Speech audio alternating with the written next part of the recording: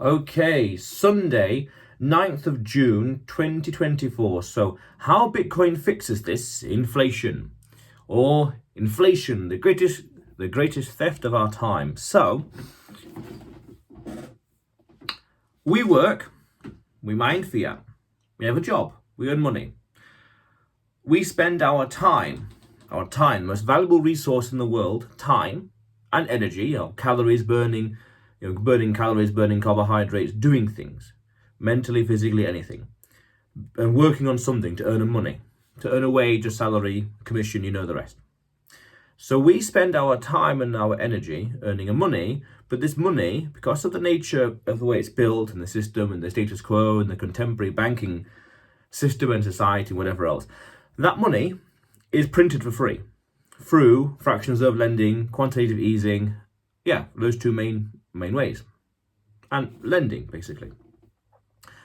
So you are spending your life force, your energy and time, holding and earning a money that can be printed for free. You spend time and energy, real world resources that other people can press a button, and it gets printed up or appear on a screen at almost zero cost. Now, you're spending your life and time and energy, and you're storing that energy in a vessel, in dollar, pound, euro, whatever. But that itself is being printed and debased and melting away. A melting ice cube, as Michael Saylor would say. That means that your life is being, the fruits of your labor, your effort, is being diluted by more money being created, more money being issued in the world. And there's no limit to how many pounds and dollars and euros can exist. That means that you're holding your life savings, your energy, your time in a flawed method, because it can be printed for free. It can be lent out and duplicated for free. Click of a button. That's how loans and mortgages are made and done. It means you're holding basically a melting ice cube as your form of savings.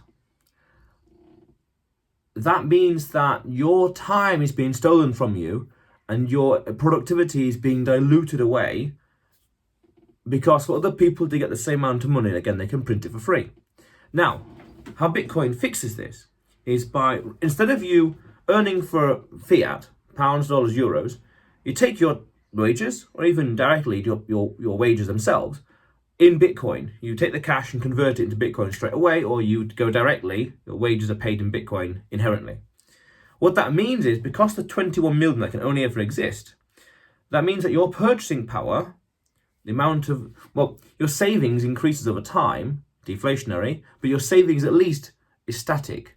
It doesn't melt. It stays the same, because there's 21 million Bitcoin that will only ever exist. That means that for someone to earn more Bitcoin, they either have to mine it, earn it, or buy it. They can't just duplicate it out of thin air. They can't print it from thin air.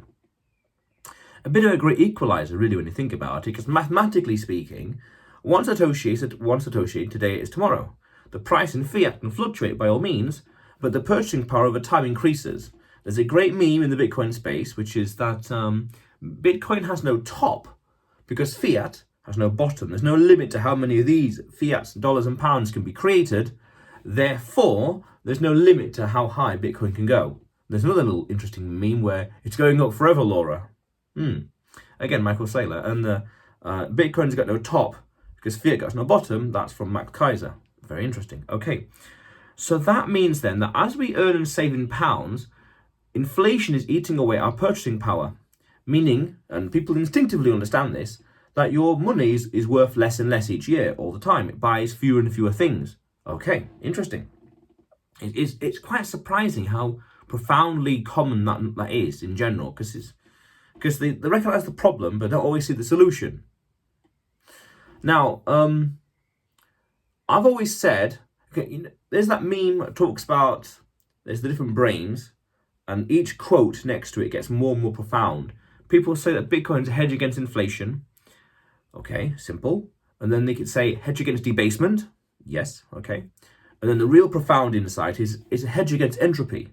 Because it's maths and it's just code, computer science, it possibly lasts forever. That's another conversation altogether. But as it lasts forever, that means that your purchasing power, you're spending time and energy to earn money, and you're buying Bitcoin with it straight away, because the maths behind it, it lasts forever. The lifespan or the half-life of pounds, dollars or euros is what, 35 years? Essentially, how long does it take for your purchasing power to be cut in half? And if you take the inflation rate, 2, 3, 5, 7 odd %, and then you take what's called the rule of 72 or 73, one of the two, and you take 72 divided by the inflation, 2, 3, 4, 5, 7%, and the answer then, that number, is how many years it takes for the purchasing power to be cut in half, the half-life. So if it's got 2% inflation, 35 years, meaning in 2 lifetimes, in one lifetime, 35 years, purchasing power is cut in half. So in one lifetime, it's cut in half twice. 100, 70 odd years, that's cut in half twice. That's profound. That means that over the long term, holding your wealth, your time, your energy, again, your calories being burnt, your joules, kilojoules you've burned to earn money, is cut in half 35 years later. 35 years later, over the course of 35 years. And what could the price of Bitcoin be in 35 years from today? Now, that's an insane question to ask. What's that? 8 more halvening cycles? Couldn't imagine. But it's astronomical numbers. But that's just Satoshis. And because the maths behind it is a hedge against entropy. It's a hedge against the universe melting apart, deteriorating. It's a hedge against things breaking down. And as fiat breaks down, inflates away, your purchasing power decreases, and yet Bitcoin today, or fiat today, and Bitcoin today, from this very moment, over time there's going to be more entropy. Over time, that distance is more and more pronounced, and that reflected in the price of Bitcoin. So over time, over the next 35 years, the price is, fiat's going to melt, the price of Bitcoin is going to seemingly go up. It's a bit of both, speculation and gambling, but also the principles and fundamentals are going to make it so it's more valuable. But then what's interesting at that point is that a lot of things out there in the world will cost a lot more, nominally speaking. Now, it's relative if you think about it in one sense, but also it's a symptom. The price of Bitcoin is a symptom of the carts going off the wheels in terms of things falling apart financially. But that's a bit doom and gloom way of looking at it. It depends on a few more nuanced things, where you are in the world, local costs, economics, geopolitics, climate, is in like the weather, the sun, hot, rain, things like that. There's more technicalities behind it than that, because inflation is a vector. It's not a pure number. And even then, inflation is highly independent, not subjective. Yeah, subjective, I guess is the right word, but it's highly correlated to your lifestyle. If you're buying steak, for example, and the price of steak goes up by 10 or so %, then your personal inflation rate is 10%. Now, what's interesting is, as long as that inflation rate, that 10%, is smaller than the capital gains appreciation, let's say, than the growth of your Satoshis, then naturally you're outpacing inflation just by holding Satoshis, doing physically nothing else. Because that means then, if the price of steak goes up 10%, but your Satoshis go up by, say, 20%, then you're outpacing inflation no matter where it goes. Now, of course, there's more nuance to that, the market cycles, trends, and whatever else, super cycles and beyond, droughts and supply chains. Yeah, there's more nuance to it than that, but that's the general idea. As long as, in finance, this is called the hurdle rate, the minimum cost to stay afloat.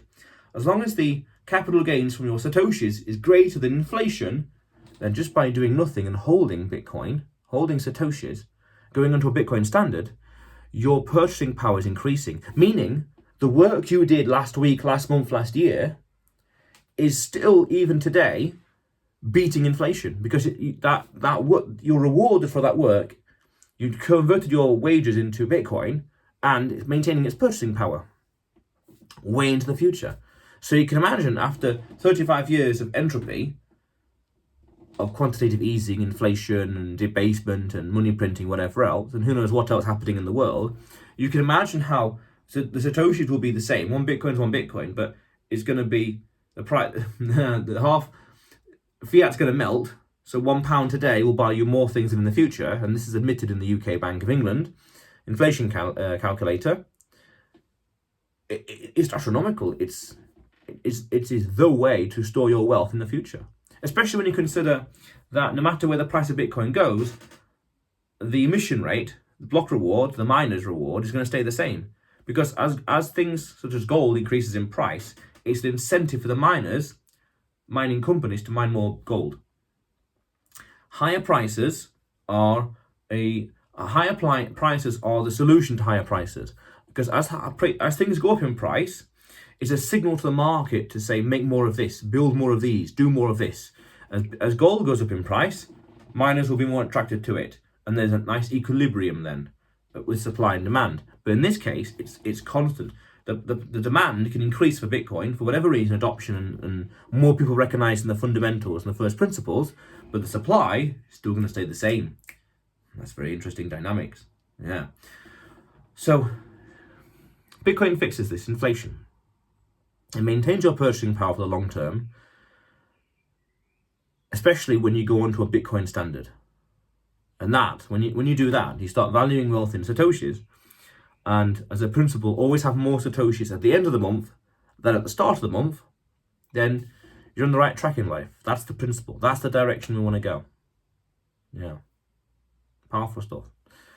Cutting edge stuff, because this stuff won't be common knowledge for easily 15 to 30 years.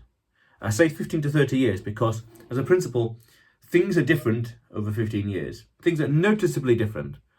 And then over 30 years, it's almost night and day. So then we could say, right, well, what kind of things today do we know, or what kind of things are not common that could be common in the future?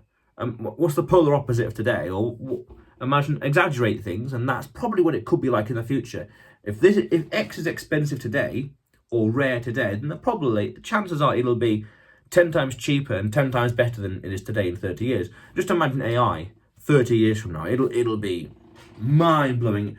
People will look at today's AI, for example, and look at and say how basic it is, how cheap it was, how expensive, or how primitive, or how simplistic. Simple. And just how the ecosystem in Bitcoin 30 years from now will be completely different. The mining hash rate will be 100x or so from now, and the infrastructure will be completely different, and there'll be many countries that have a legal tender, and who knows where it will be, and the ETFs, and who knows what other instruments will be out there in the future. It's astronomical, and that's just a sign of more people understanding the first principles of it and using the technology in their own way. Powerful stuff. It really is powerful, revolutionary stuff. But otherwise, you will see me tomorrow.